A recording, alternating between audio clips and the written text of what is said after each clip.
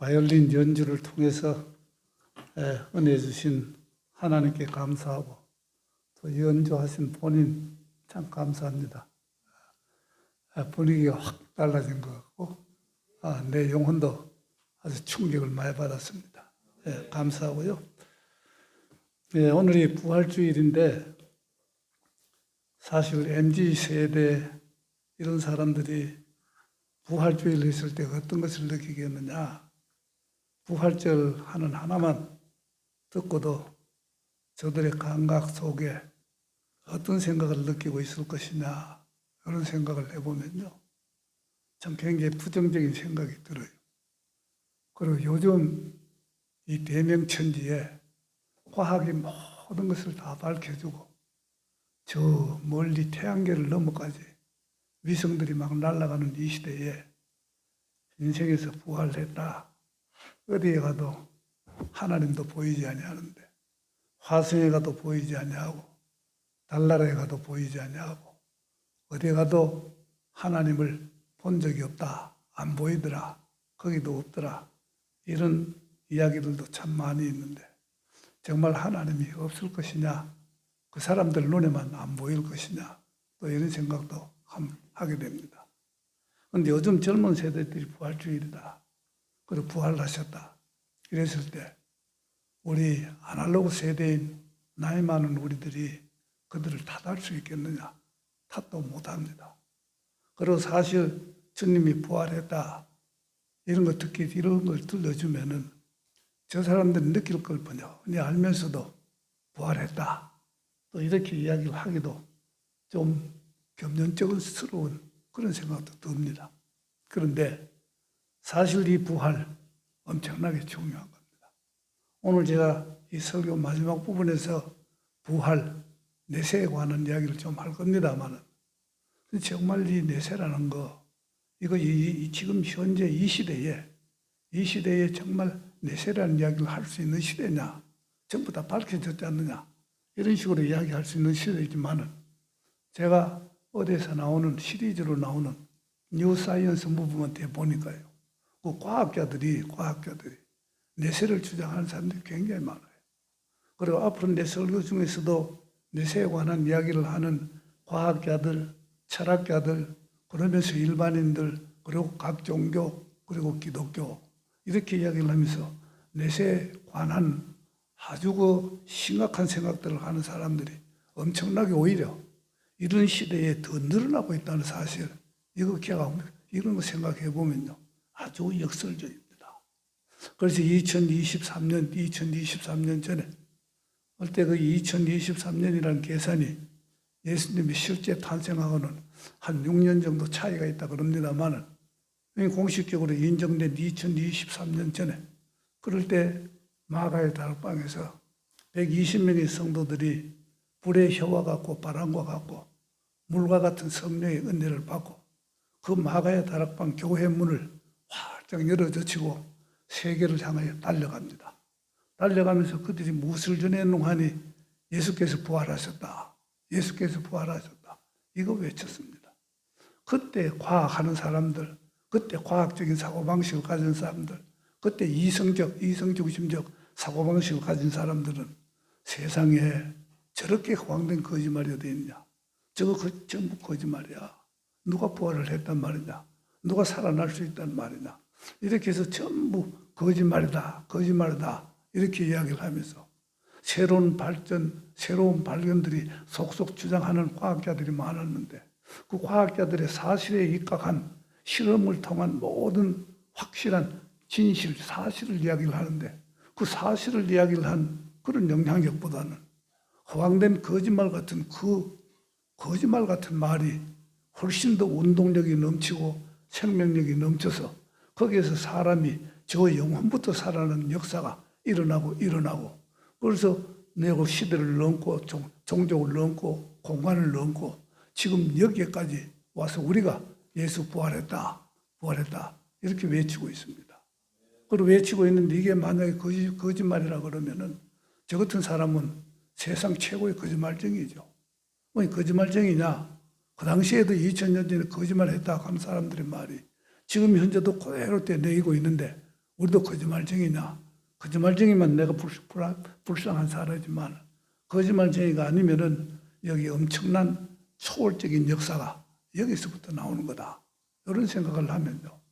아무리 아날로그 세대의 사람이든지 디지털 세대의 사람이든지 간에 인생의 본성은 다 똑같습니다. 인생의 본질은 다 똑같아요.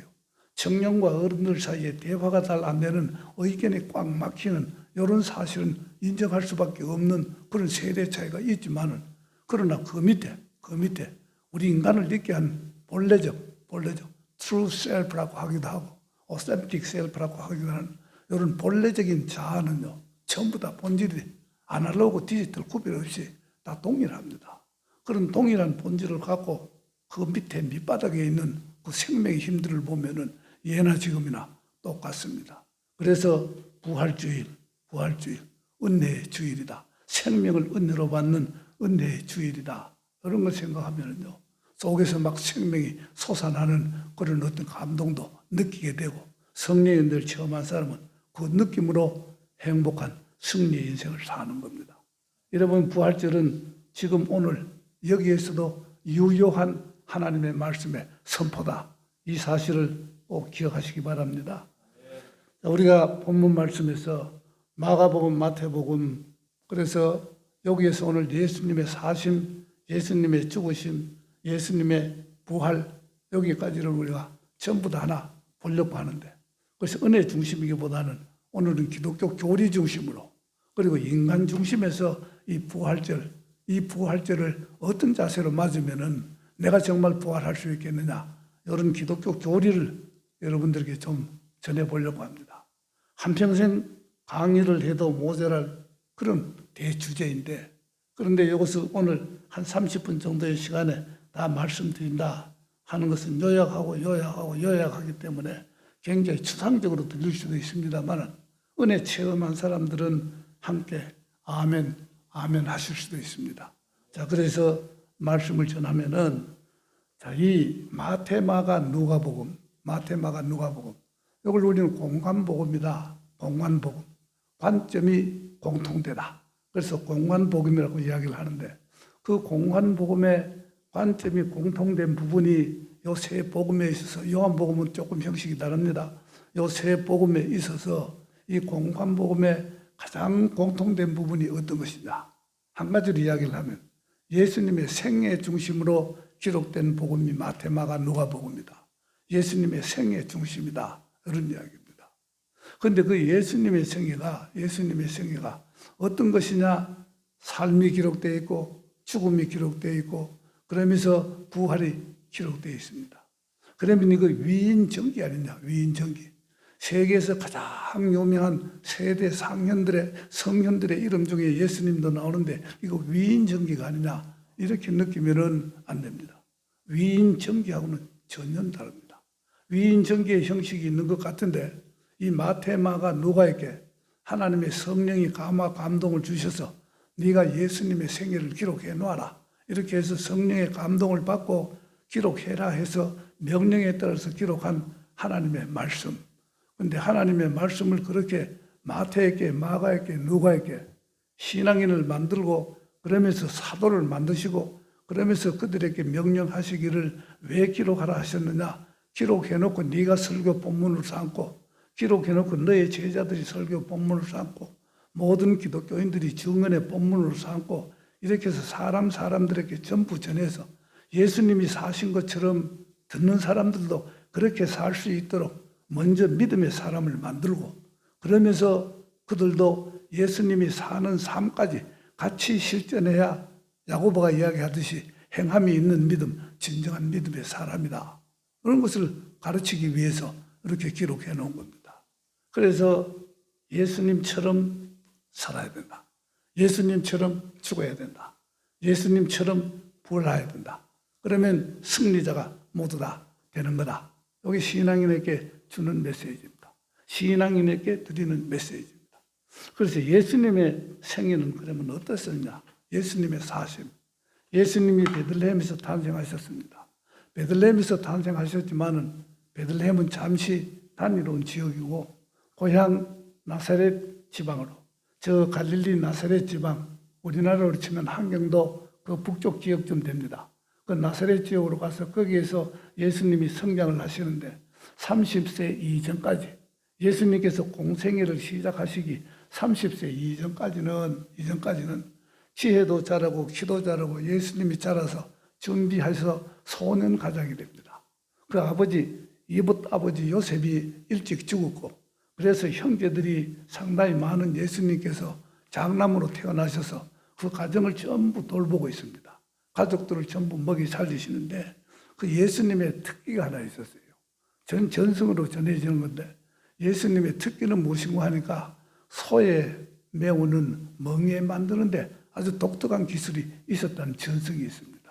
그 예수님이 만드신 그 멍에를 소들이 매게 되면은 목도 시원하고 편안한 감을 느껴서 소들이 일을 잘한다. 이런 소문이 이웃나라 시리아까지 완전히 퍼질 정도로 멍에 만든 데는 특별한 재주가 있다고 합니다.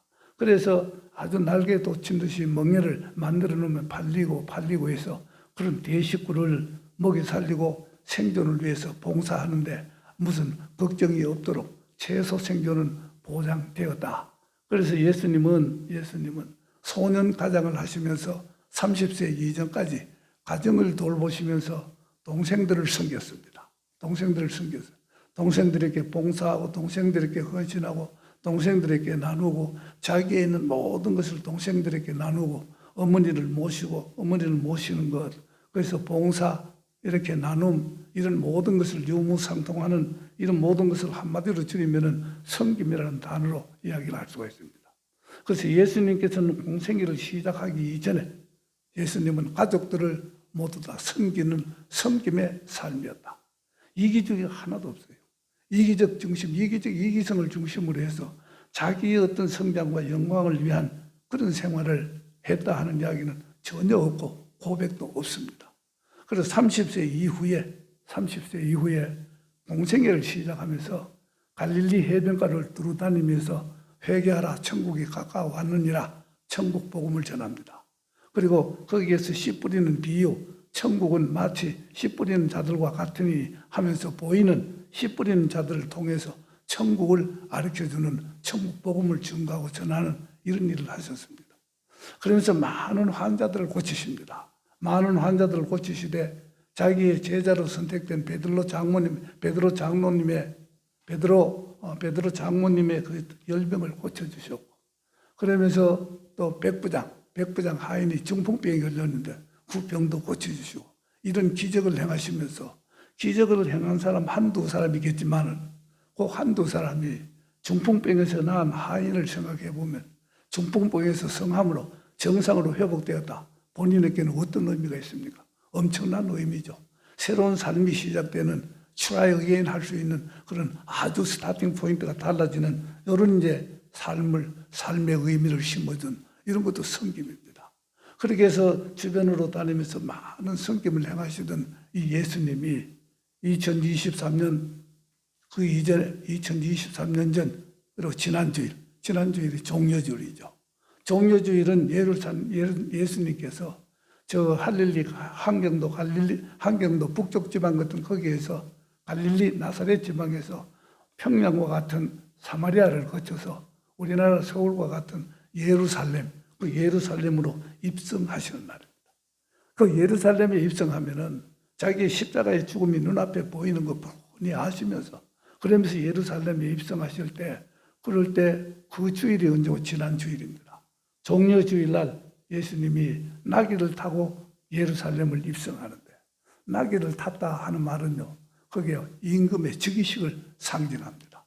옛날에 유대 땅에서 임금들이 즉위를 할 때 평화시대 때는 나귀를 타고 그리고 예루살렘 성 밖에서 예루살렘 성 안으로 입성하는 이런 의식을 합니다. 그런데 예수님께서 나귀를 타고 들어오신다. 평화의 왕이 오셨다는 선포입니다. 그것도 하나의 설교예요.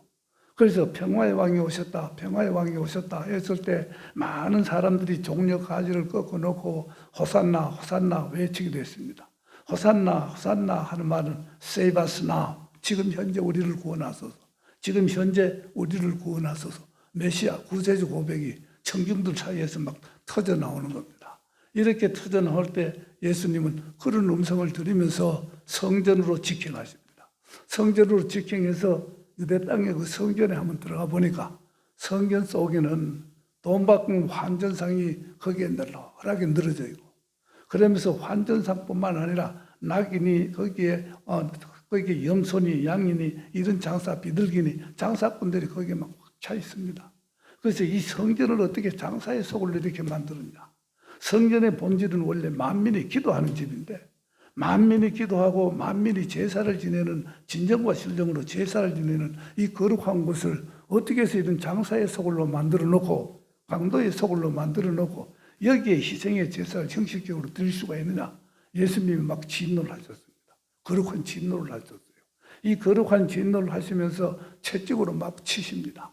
환전상을 마구 뒤엎습니다. 장사꾼들 거기서 막 쫓아냅니다. 확 쓸어내고, 이런 것을 뭐라 그러는 거예요? 성전 정화. 예수님께서 예루살렘에 입성하시자마자 성전 정화를 하셨다.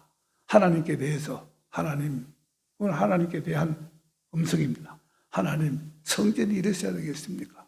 만민이 기도하는 이 거룩한 집이 장사의 소굴로, 강도의 소굴로 바뀌었습니다.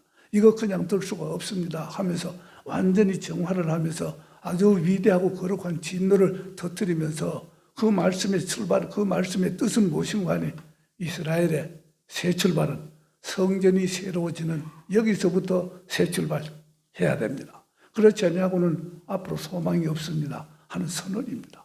이렇게 해서 성전을 정화를 딱 시켜 놓으시고는 그 다음에 예수님 뭘 하셨느냐. 거기에 기록해 보면 마태복음 21장 12절에서 14절까지 기록해 보면은 거기에 많은 맹인들을 고쳐주셨습니다. 그리고 안진뱅이들, 다리 저는 사람들을 고쳐주셨습니다. 안진뱅이 그리고 다리 저는 사람들을 고쳐주셨다. 본인들의 삶의 의미가 확확 달라지죠. 완전히 새 사람이 되는 거죠. 삶의 질이 확확 달라지도록 서민들을 위해서, 소외당한 자를 위해서, 무식한 자, 짓밟히는 자, 압박당하는 자를 위해서 예수님이 또 그들을 섬깁니다. 맹인들을 눈뜨게 해줍니다. 눈이 시력이 나빠질 때요, 그 불편 말도 못합니다. 내가 한평생 이거 눈에 어떤 장애를 짓고 난 뒤에 상당히 내가 고통을 많이 알았는데, 지금도 사실은 최근 보고 있습니다만은 고생하고 난 뒤에, 여러 의사를 거치고 난 뒤에 내가 이 시력을 요 정도라도 회복을 한 겁니다. 그래서 눈 아픈 사람들이, 눈에 장애가 있는 사람들이 눈을 뜨게 되었다. 이거는요, 눈을 뜨게 된 그런 사람들 영적 눈까지도 활짝 열리는 기적이 안 일어날 수 없습니다. 왜 그러냐 하면 눈 뜰 때 그 감동, 이런 거 생각해 보면요. 그래서 아주 장애인들과 서름받는 사람, 소외당한 사람, 짓밟히던 사람을 위해서 예수님은 봉사와 헌신을 했습니다. 그러면서 예수님께서는 종려주일날 들어오시고 난 뒤에, 지난주에 월요일부터 금요일까지 거기 기득권 세력들하고 한참 다투고 비판하고, 그러면서 아주 기득권 세력들에서 저항하시면서 금요일날 저녁에 십자가에 못 박혀 죽으시는데, 그 죽으시기 이전까지 모든 사람들 그저 섬기기만 하는 사람이에요. 그래서 예수님이 이 땅에 오셔서 사신 삶은 무엇이냐? 한마디로 이야기를 하면 섬김의 삶이다.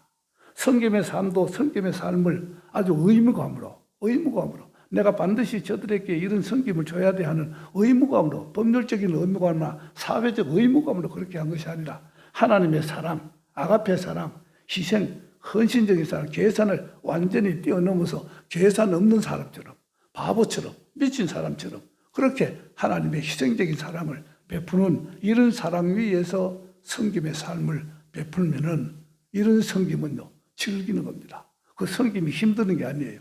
엔조이가 되는 겁니다. 그래서 섬기면서 자기 행복을 느끼는 거예요.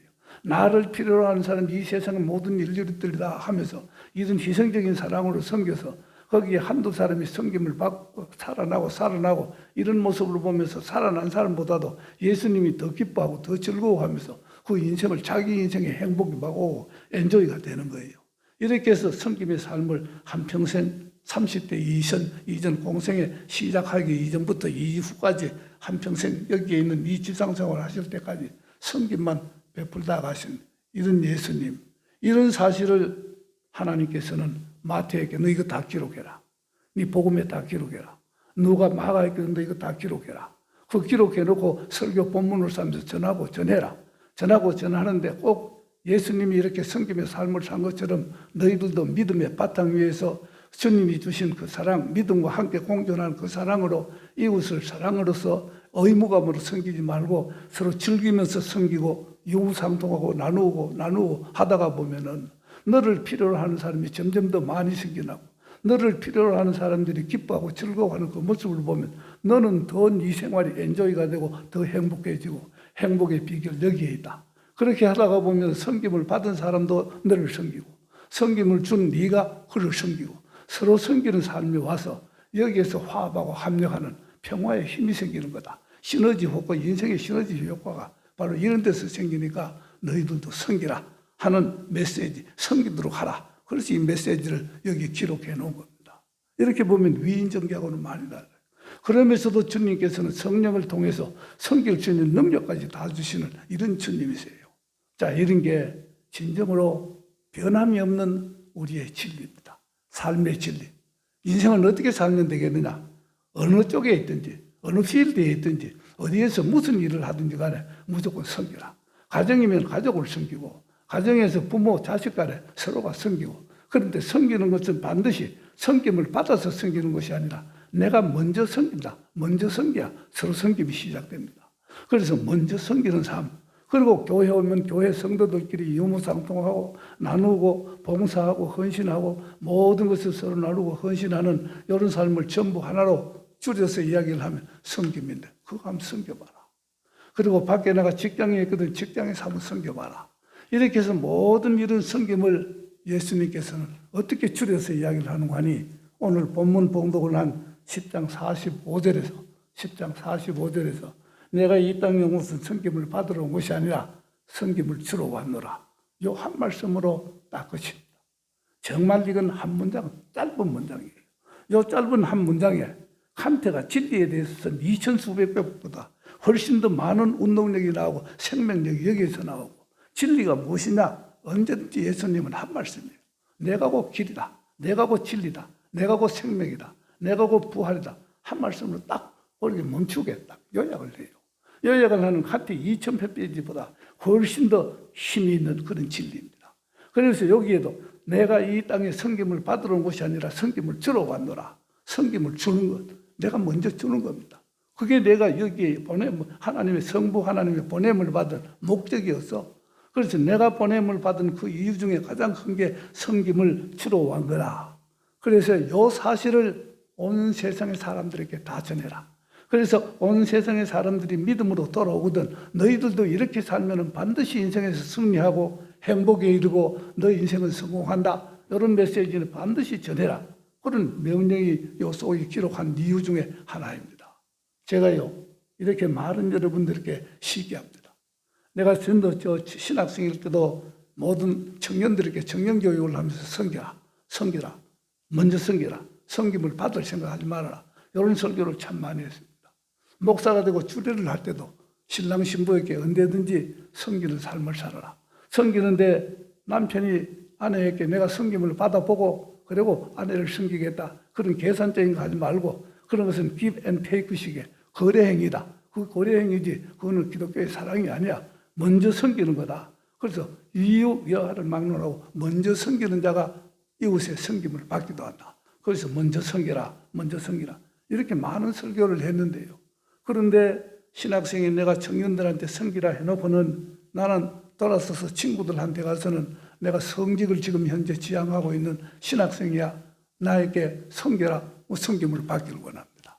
우리 법대 신우회를 하면서 우리 신우회 회원들에게 설교 듣고 난 뒤에 너희들의 논리를 띄어서 나는 은혜의 세계에 들어간 사람이야. 나도 같은 법을 전공했지만 법을 뛰어넘은 나는 은혜의 세계이고 너희는 아직까지 율법 세계에 머물고 있으면서 판사 검사하는 너희들은 전부 몇 년 징역이다, 몇 년 사형이다. 사람 죽이는 선언만 해왔지만 우리는 매일 살리는 선언만 하지 않느냐. 살아라. 그래서 살아라. 모든 신분을 막론하고 인종차별도 없이 어떤 누구에게도 전부 다 남녀노소 불문하고 살아라 이야기를 하는데 어떻게 해서 너희들은 율법적으로 그렇게만 했느냐. 그래서 너희들하고 내하고는 설교하는 그 범위가 수준이 달라. 너희들이 늘 말하는 선언하고 내가 늘 선포하는 우리 복음하고는 완전히 질이 다른 거다. 그래서 존경해라. 존경받고 싶어하고. 그래서 내가 목사고 성직자로 존경을 받고 싶어하는 마음, 이런 마음이 나를 언제든지 유혹했습니다. 그러면서 돌아서서 또다시 새벽기도에 나와서 또다시 회개하고 회개는 했습니다만은 이 섬김이 잘 안 돼요. 먼저 섬기라는 실천이 잘 안 됩니다. 언제부터 내가 정말 이만하면 인간으로서는 하나님 보시기에는 많이 부족하지만 그래도 내가 좀 섬긴다 하는 것을 내 스스로 어느 정도 인정하는 단계는 언제부터 시작했는가 하니 바로 우리 집사람이 은퇴를 하고 난 뒤에 우리 집사람이 병원에서 수술을 하고 그래서 죽어가는 그 모습을 볼 때였습니다. 자, 이쯤 되면 지금 아내가 언제 없어질지, 언제 내게 떠나갈지 모르는 이런 아주 위기 상황 속에서 내 신앙의 정도가 이랬어야 되겠느냐. 그래서 중환자실을 떠나서 저녁에 집에 잠자러 와서 내가 침상에 앉아서 거기에 엎드려서 대성통곡을 하면서 어떻게 해서 이런 일이 있을 수가 있느냐 하면서 하다가 하나님 제발 한 번 더 살아나게 해주셔서 실물링하는 내 아내가 다시 한번 살아나게 해주셔서 내가 여태까지 많이 진 인생의 빚이라도 좀 갚을 그 기회를 한번 허락해 주십시오. 이번에 기회를 갚을 때는 의무감을 뛰어넘은 주님이 나에게 주신 완전한 희생적인 사랑으로 사랑하면서 내가 인생의 빚을 좀 갚겠습니다. 내가 우리 장인, 부자 장인으로부터 가난한 내 사위가 얼마나 많은 은혜를 받았는데 거기에 대한 인생의 빚도 좀 갚아야 되겠고 아내 본인에 대한 인생의 빚도 좀 갚아야 되겠고 남편의 도리로서의 인생의 노릇도 사람 노릇도 좀 해야 되겠고 그래서 나를 완전히 버린 그런 상태, 사랑의 감동을 받은 그런 섬김을 좀 할 수 있도록 나를 좀 붙잡아 주십시오. 기도하고 기도했더니 좀 되어가더라고요. 그래서 좀 되어가고 또 조금 그런 놓쳐가지고 그래도 또 섬김 받고 싶은 생각이 마음의 이구석 저구석에서 일어날 때마다 또 회개를 하면서 한 5년 딱 지나고 보니까 섬김이 좀 생활화가 돼요. 자, 이렇게 해서 섬기니까 과거 수술하기 이전보다는 다르지만은 아내가 다시 이렇게 살아나서 세상의 일상생활에 큰 지장이 없이 대화가 되면서 사는 그 중에서 이런 섬김을 받은 우리 아내가 완전히 몸으로 마음으로 다 느끼더니 나를 너무 섬겨요. 섬겨서 남편이 이 세상에는 최고의 이상적인 남편을 압니다. 우리 아내가. 그래 알아서 자기는 남편을 이상적으로 생각하고 있으니까 자기는 얼마나 행복하겠어요. 그래서 늘 하는 이야기가 무엇인가 하니 남편의 사랑을 많이 받는 그런 여자보다도 더 행복한 여자가 어디 있겠느냐. 늘 그렇게 고백을 합니다. 그러면 나는 그게 더 좋아서 더 섬기고 싶어요. 이렇게 해서 내가 섬기니까 아내가 과거 수술하기 전보다는 아무래도 분별 능력이나 실천 능력이 좀 부족한데 저런 고백을 입에 달고 있으니 현재 저 사람의 수준에서는 최고의 행복한 인생이구나. 행복이라는 게 바로 이런 인생이다. 섬김을 주러 온 것이지 섬김을 받으러 온 것이 아니라는 주님의 진리가 바로 이거였구나. 그래서 계속적으로 섬기니까요. 여기서 어떤 파급 효과가 일어나느냐. 이것을 보고 있는 부모가 이것을 이렇게 하고 있는 이 사실을 본 우리 집의 자녀들의 모습이 확 달라지는 것 같아요. 우리 자녀들이 자기들끼리의 부부간의 섬김이라든지 가족들끼리의 섬김이라든지 내 눈에 보이게 지금 잘하네 하나님께서 나에 주신 은혜를 내가 먼저 실천하니까 우리 집에 있는 딸들이나 사회들이나 손자들이나 아니면 모두 다 며느리나 아들이나 모두 다 이렇게 하는구나 하면서 섬김이 확산이 됩니다. 섬김이 확산이 되고 우리 법도 시인 후에 27년간 이렇게 하고 있는데 거기에 딱딱하게 짝이 없고 냉정하게 짝이 없는 그 법조인들이 전부 섬기기 시작하면서 우리가 이 목사님하고 성경 공부를 하고 난 뒤에 이번에 이것처럼 이 계기를 통해서 은혜 받아서 우리가 섬김이 무엇인지 알았다고 하면서 막 그렇게 섬기면서요. 그 냉정한 그 법조인들이 섬김이 확 달라집니다. 자, 이런 것을 생각하니까 이게 참 진리구나. 이게 진리구나. 내가 만약에 아내를 버렸다면은 그럴 때 인간의 용도가 거의 다 폐기되어 가고 여성으로서의 용도가 거의 다 폐기되어 가는 내 아내를 내가 싫다 그러면서 버렸으면은 아내도 나를 버렸을 거고 내 자녀들도 나를 버렸을 거고 성도들 여러분들도 나를 버렸을 거고 그런 목사 설교를 여태까지 들은 게 우리가 불쌍하다 이렇게 느끼면서 다 목사 버렸을 거고 우리 신우의 애들도 나를 버렸을 거고 섬김을 주는 거하고 섬김을 받으려고 하는 거 그리고 섬김을 주지 아니하고 버리는 거하고 이런 거 생각하면 무엇이 진리입니까? 이게 진짜 섬김을 주는 게 진리예요. 내 인생을 기름지게 하는 진리입니다. 내 인생을 승리로 이끌고 행복으로 이끄는 진리입니다. 인생의 성공이 뭡니까? 행복입니다. 그 행복으로 이끄는 진리예요. 순간의 행복이 아니라 영원토록 행복할 수 있는 그 진리가 뭐냐? 그리스도의 사랑, 아가페 사랑으로 무장한 내 심령으로 전체를 바쳐서 섬기는 게 그게 인간의 진리이다. 그래서 오늘부터 여러분들이 여태까지 잘 해오셨겠지만 가장 먼저 배우자로부터 시작해서 가족들의 부모, 형제 여기서부터 시작해서 한두 사람부터 먼저 섬기기 시작하면 이게 파급 효과가 돼서 내가 더 행복해지고 상대를 행복하게 만들고 나를 필요로 하는 사람께 필요를 충족시켜주면 저가 내 필요를 충족시켜줘서 야 이게 인생에 정말 시너지 효과가 나서 진정한 승리는 여기에 있다. 그래서 섬기라. 이런 것을 위해서 주님께서 하신 말씀 내가 섬김을 받으러 온 것이 아니라 섬김을 주러 왔노라. 이거 단단히 기록해라. 마가에게 지시한 하나님의 성령의 감화 감동의 본래적인 뜻입니다. 얼마나 섬겼느냐, 내가 먼저 얼마나 섬겼느냐 이런 거 한번 생각해 보세요. 자, 이렇게 해서 종려주의를 섬김까지로 다 섬기신 예수님께서는 이제는 십자가에 오르십니다. 십자가의 죽으심이 예수님께 다가옵니다. 십자가에 죽었는데, 자, 내가 줄여서 설교를 해야 되겠네요. 십자가에 죽으시면서 예수님께서 무슨 말씀을 하셨느냐? 아버지, 저들을 용서해 주십시오. 자기를 지으면 이제 찌르고, 자기에게 돌을 던지고 침을 뱉고 맹대하는 이런 원수들 향해서, 원수들, 사형을 집행하는 원수들 향해서 저들을 용서하소서. 그런데 원수들 뒤에는 누구 있느냐? 누구가 있는가 하니 로마의 빌라도 총독이 있습니다.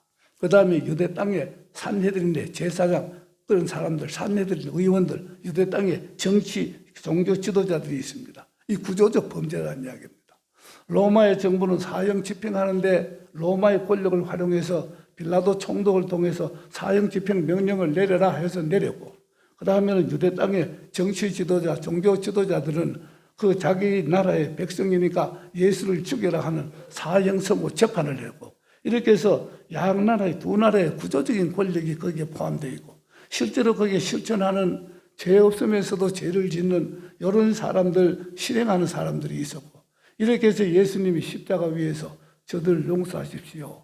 저들이 무엇을 합니까? 몰라서 그렇습니다. 그런데 예수님이 모르신다는 것은 무엇을 모른다는 이야기입니까? 살인이 나쁘다는 것, 구조적인 권력을 빙자해서 권력이라는 탈을 쓰고 사람을 죽이는 게 나쁘다는 거, 그거 모를 택이 없죠. 로마인도 알고 이스라엘 사람들도 알고 거기에 사형을 집행하는 돌 던지는 사람, 못 박는 사람, 그 전부 다 아는 겁니다. 그런데 예수님께서 저들이 모르고 한다 하는 말뜻은 무엇인가 하니, 저들이 지금 현재 죽이는 이 사람이 메시아라는 거 어떻게 알겠습니까? 하나님이 섭리하신 그 섭리 가운데 있는 이 메시아의 죽음이라는 거, 메시아를 죽이다니요. 저들의 그 범죄가 어떻게 해서 용서를 받겠느냐 하는 엄청난 범죄를 저지르는 이런 사실은 모르고 무지 때문에 저지르는 겁니다. 이런 모른다는 이야기예요. 그러면서 저들이 내가 죽는 이 죽음을 통해서 많은 사람들의 죄를 전부 다 뒤집으시고 저들의 죄를 대신해서 내가 죽는 대속의 죽음, 대속죄, 저 사람들의 죄를 속죄해 주기 위한 대신 죽는 죽음, 그들을 섬기기 위해서 섬김의 마지막 제물로 내가 대신 죽어준다는 이 죽음의 의미를 어떻게 알겠습니까? 저들을 모르고 있습니다. 이런 뜻의 이야기예요. 그러면서 이 사건을 통해서 내가 대신 죽으면 그 이후의 인간들은 모두 다 죄를 회개만 하기만 하면 또 살고 또 살고 또 살고 영원히 살 수 있는 기회를 열어주는 구원의 사건, 해방의 사건이라는 사실을 저 사람들이 어떻게 알겠습니까? 그래서 모르고 저지르는 죄인이 용서해 주십시오. 그 참혹한, 그 극한적 고통 속에서 십자가에서 못 박히면서 극한적인 고통을 견디시면서 저들의 죄를 용서하십시오. 이게 사실, 역사적 사실로 다 드러난 거 아닙니까? 그래서 이렇게 하시는 이런 주님입니다. 저들의 죄를 용서하십시오. 또 하나는 예수님이 십자가에 죽으시면서 뭐라고 말씀하셨노? 다 이루었다. 이렇게 이야기를 한대요. 다 이루었다. 무엇을 다 이루었다는 이야기입니까? 하나님, 성부 하나님께서 예수님을 이 세상에 보낼 때 성부 하나님의 소원이 있었습니다.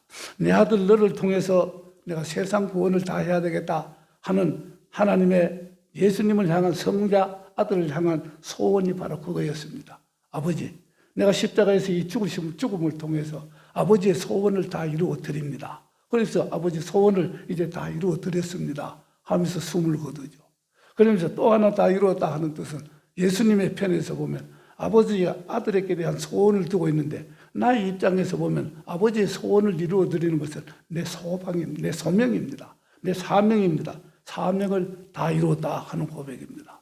그래서 내가 이 세상에 온 여기 와서 아버지의 뜻을 다 이루어 드리고 내가 사명을 다 이루었고 그래서 저 모든 세상에 있는 피조물의 저주가 해방되는 날이고 모든 피조물들 중에 인간들의 죄를 구원하는 구원의 날이고 이렇게 해서 구원의 조건을 다 이루어 놓았습니다.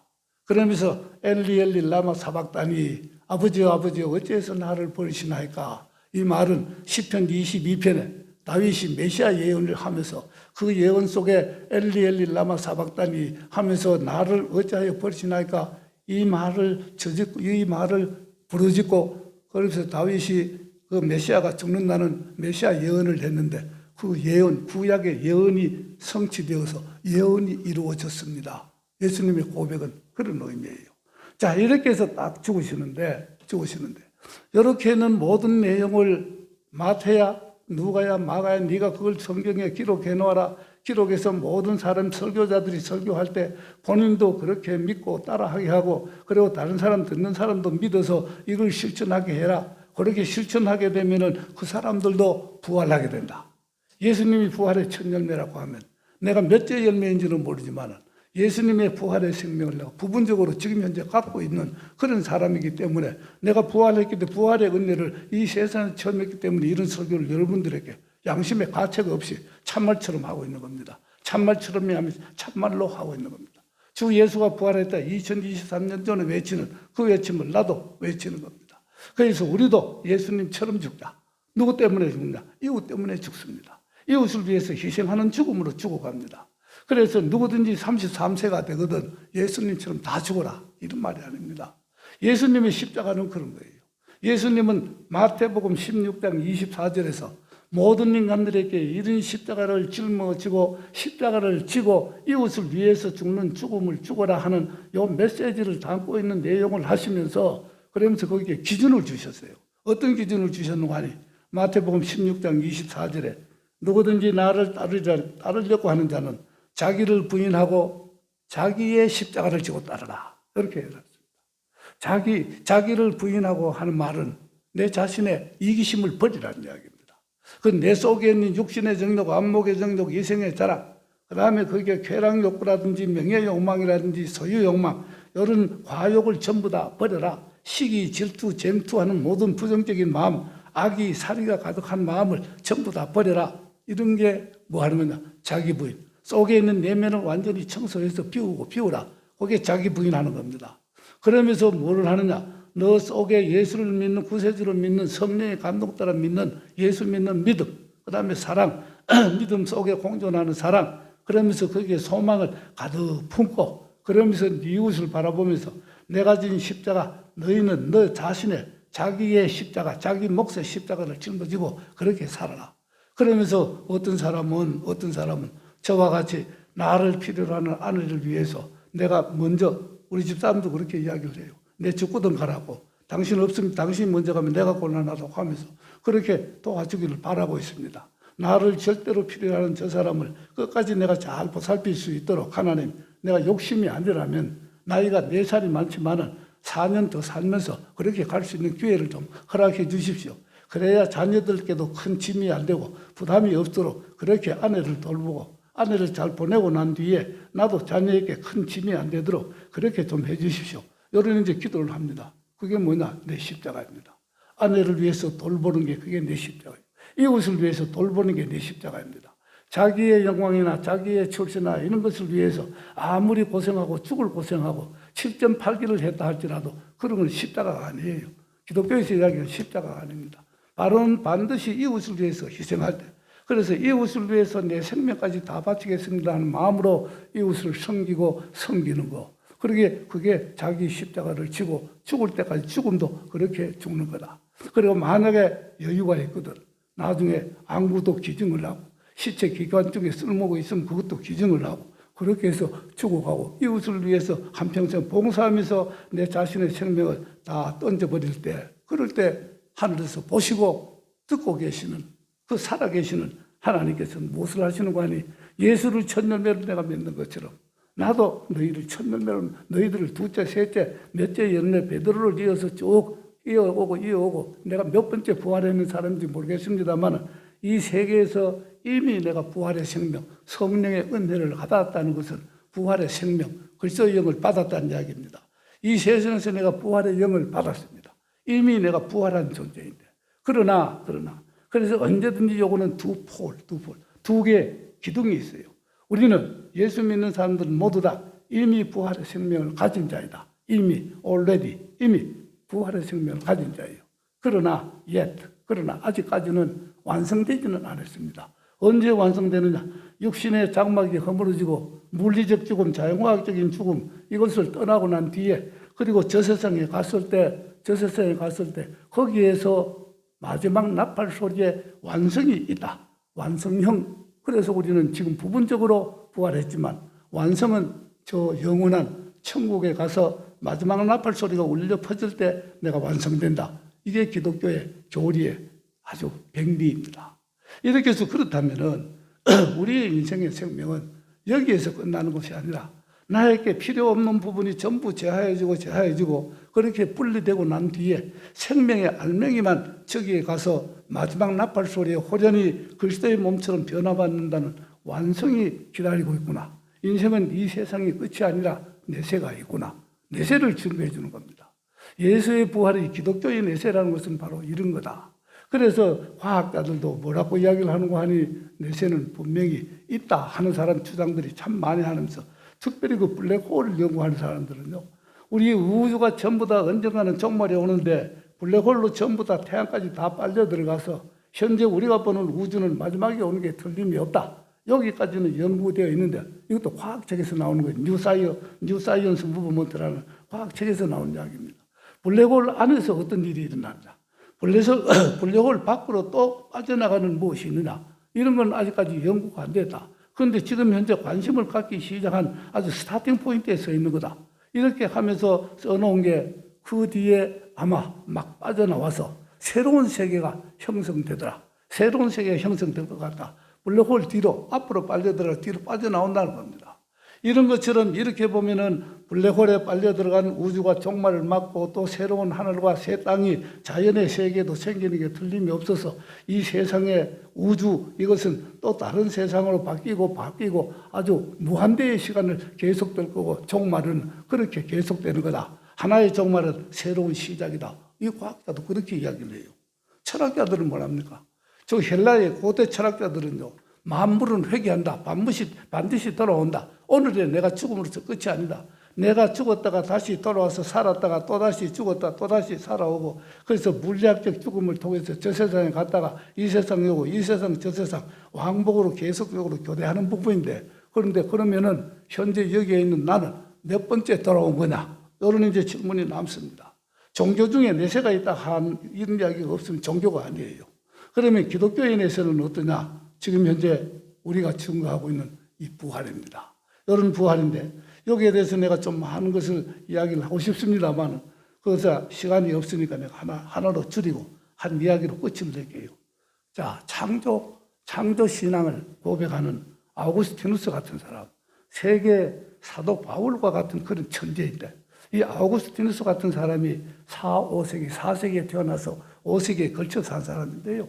이 아우구스티누스가 창조를 이야기하면서 무슨 창조를 이야기를 하는 거 아니에요? 계층적 창조 이렇게 이야기를 합니다. hierarchical creation이라고 해서 계층적 창조를 이야기를 하고 있는데요.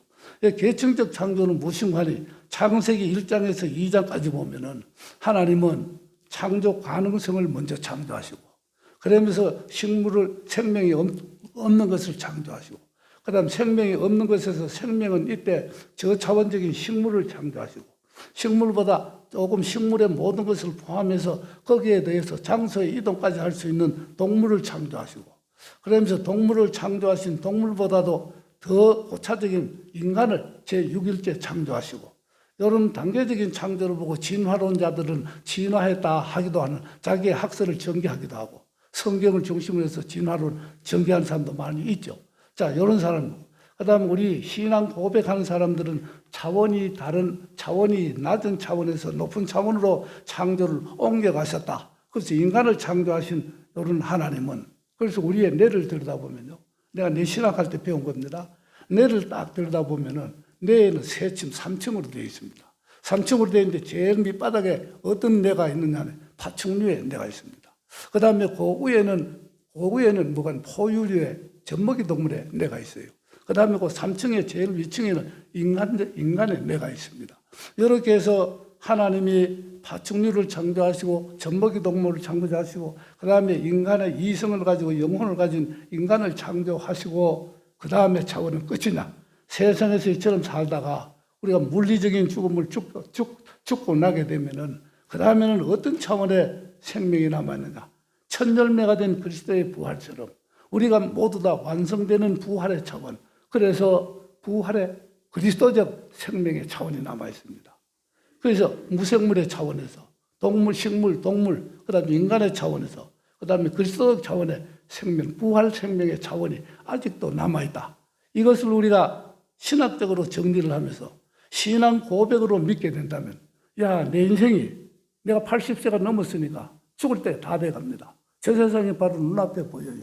그런데 기독교의 신앙을 가지고 언젠가 그리스도의 몸같이 내가 지금 현재 부활한 이 생명, 과거에 내 자신 믿기 이전에 내 자신인 같으면은 절대 말 한마디도 주님 하는 소리가 안 나오고 믿는 사람을 핍박하던 내가 완전히 돌아서서 이렇게 해서 미친 듯하고 계속해서 설교 말씀을 전하면서 예수 부활했다, 예수 부활했다 증인이 되는 이런 위치에 내가 딱 서게 된 것은 성령의 은혜를 체험하지 아니하고 이거 가능하겠느냐? 철학 공부 좀 하면 가능하겠느냐? 그렇지 않습니다. 이거 완전히 여기에 빠져가지고 세상 사람들이 이야기하듯이 예수의 믿음으로 신앙 고백으로 막 터져나오는 그런 미친 것 같은 바보 같은 그런 영혼이 안 돼 있으면 절대 터져나오지 않아요. 이렇게 하다가 보면 저 장래에 완성이 기다리네. 그러면 오늘 내게 삶이 아무리 괴롭더라도 나는 지금 현재 저 부활의 완성이 기다리고 있는 완성지향적으로 내가 여기서 하루하루를 살아가는 거예요. 그러면 오늘의 어려움을 이깁니다. 부활에 대한 소망을 갖게 된다. 그 미래에 대한 소망을 바라보는 순간은 오늘 현재입니다. 그러면 현재의 시련과 환난과 고통 속에서 여러 가지 어려운 불평, 불만 속에서 이런 것을 전부 다 불로 태워내듯이 물로 씻어내듯이 바람으로 날려보내듯이 확 날려보내면서 새로운 어떤 희망 가운데서 소망을 갖고 다시 활기 넘치는 생기 있는 인생의 발걸음을 마지막까지 계속적으로 옮겨 놓을 수 있는 힘은 어디에서 오느냐? 저 부활이라는 소망, 인생의 마지막의 꿈, 아주 아이디얼한 최고의 꿈이 남아있는 그 꿈을 바라보면서 오늘을 이기고 오늘을 승리하고 성공할 수 있는 겁니다. 그래서 이런 게 허황된 게 아니에요. 이게 디지털 세계에서 과학적인 어떤 결론을 보고 무시할 수 있는 일이 아닙니다. 가장 큰 힘은 과학을 초월한 데서 나온다는 이 사실을 기억을 하게 되면 MZ 세대든지 아날로그 세대든지 어느 누구든지 이 초월적인 진리는 믿음으로 다 믿으면서 완전히 고백할 수 있는 게 지금 현재 내 친구 내 친구의 아들 하나 세계 10% 내려 들어가는 과학자, 여러분들 인터넷에 들어가면 찾아보세요. 최장욱이라고 찾아보면요, 세계 10% 내로 들어가는 과학자라고 미국 과학자 협의회에서 그렇게 결정난 그런 교수입니다. 이 최장욱 교수는요, 성경 공부를 얼마나 열심히 한 줄 압니까? 나노 테크놀로지를 전공을 했는데요, 이 나노 테크놀로지를 하면서 그 미세색의 전자와 양자의 아주 신비한 모습을 바라보면서 전자 뒤에는 무엇이 있을 것이냐, 양자 뒤에는 무엇이 있을 것이냐, 저거 자연적으로 생겼느냐, 아니야, 누군가 만들지 않았으면 이런 게 있을 택이 없어. 그래서 보이는 세계와 보이지 아니하는 세계의 컨택팅 포인트가 어디에 있냐, 양자와 전자의 세계구나. 이렇게 하면서 신비에 빠져서 성경 공부를 내보다 더 열심히 합니다. 그리고 열심히 예배 참석해요. 지금 현재 서울공대 교수를 하고 있는데 이런 과학자, 세계 10% 안에 들어가는 과학자도 여기에 이렇게 빠져가지고 내세는 정말 보이지 않는 세계는 존재하는 것 같습니다 하다가 요즘은 존재합니다 하고 완전히 신앙인으로 돌아온 겁니다. 자, 이런 거 생각해 보면서 여러분 마태복음을 다시 보시고 누가복음을 다시 보시고 마가복음을 다시 보시고 그 내용 중에 가장 핵심 뼈대가 무엇이냐, 예수의 사심과 예수의 죽으심, 그것을 내가 그대로 예수를 믿으면서 사랑으로 그대로 한번 사심도 실천해보고 그 다음에 섬김, 그 다음에 죽음도 죽음의 성김의 마지막 제물이 나의 죽음인데 죽음도 의미 있게 죽어야 되지. 가치 없이 969년 동안 그래 무드셀라처럼 그렇게 살면 뭐합니까? 그렇게 해서 의미 있고 가치 있고 보람 있는 죽음, 나를 필요로 하는 사람들 위해서 내가 죽어야 되겠다. 이렇게 하면은 하나님이 축복하시되 부활의 생명으로 이끄시고 영생을 즐길 수 있는 소망이 여러분들의 가득하게 될 겁니다. 예수님처럼 그렇게 따르려거든 그래 사시는 죽으시는 여러분들 되시기를 주의 이름으로 축원합니다.